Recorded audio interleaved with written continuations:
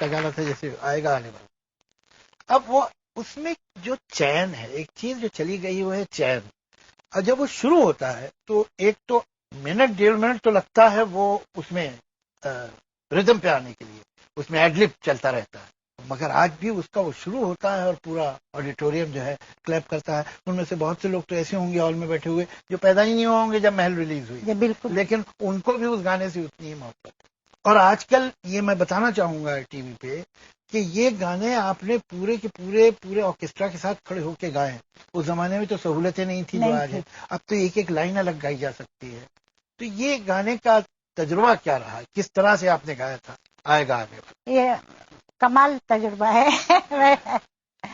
जैसा स्टूडियो पूरा खाली था, रिकॉर्डिंग जो उनका थिएटर था वो बहुत छोटा था, पर ये गाना उन्होंने स्टूडियो में रिकॉर्ड किया जहाँ शूटिंग होती है। अच्छा, कौन से स्टूडियो? मालाड, बॉम्बे टॉकीज। अच्छा। गाना हमने शुरू किया तो डायरेक्टर साहब ने आके कहा कि मैं इफेक्ट चाहता हूँ, जो शेर है वो दूर से सुनाई दे। अब मैं माइक के सामने हूं तो दूर से हो ही नहीं सकता है। तो पहले तो वो सुनते रहे, बहुत देर तक चलता रहा।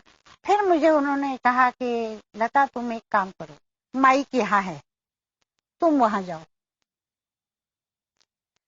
किसने? Music director? म्यूजिक डायरेक्टर को डायरेक्टर ने कहा और वो सब ने मिल के तय किया, तुम जाओ वहां जाओ, वहां खड़ी हो जाओ। मैंने कहा अच्छा, मैं वहां गई। अब म्यूजिक इधर बज रहा है तो उन्होंने कहा कि वहां से शेर शुरू करो, खामोश है जमाना, चुपचाप है सितारे, ये मैं वहां।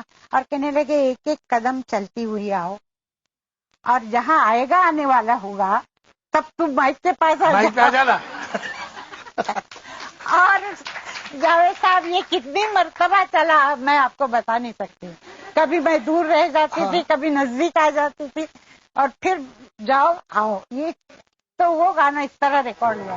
आएगा आएगा आएगा आएगा आने वाला, आएगा आएगा आएगा। ये गाना तो माइक को गाना चाहिए, आएगा आने वाला। वाह। तो ये अब उस जमाने में तो ये सब टेक्निकल फैसिलिटी नहीं थी, एको की, डिस्टेंसिंग की, और टेप भी नहीं था रिकॉर्ड के लिए, डायरेक्ट फिल्म पे रिकॉर्ड। और वो क्या करते थे कि गाना रिकॉर्ड होता था, फिर वो उसको धो के सुनते थे, और फिर दोबारा फोन आता था कि कल रिकॉर्डिंग है, फिर आइए। इतना लंबा चौड़ा गाना। और वो एक इसमें गाया था, मतलब ये नहीं कि बीच में गैप दे, तो है ही नहीं उस जमाने में, उसमें मौका ही नहीं मिला। जी। ये ज्यादातर गाने जो उस जमाने के 50-60 के पूरे ऑर्केस्ट्रा के साथ गाए आपने, एक जरा सी कहीं गलती हो जाए, एक तो तबले पे भी उंगली गलत पड़ जाए तो पूरा गाना फिर से, वो बड़ा मुश्किल काम होगा। आज तो बड़ी सहूलतें हो गई हैं, लेकिन फिर भी वो क्वालिटी नहीं दिखाई देती।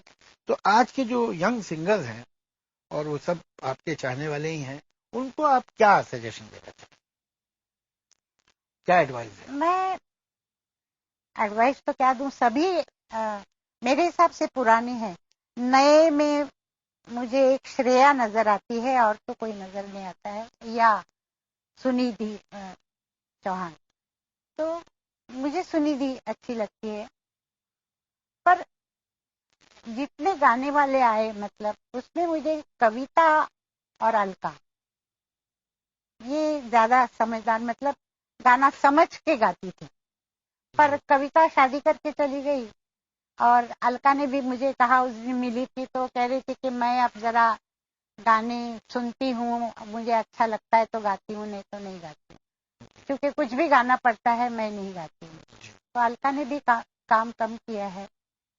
तो बाकी बहुत सारे गा रहे हैं, नए नए आए हैं, मैंने सुना।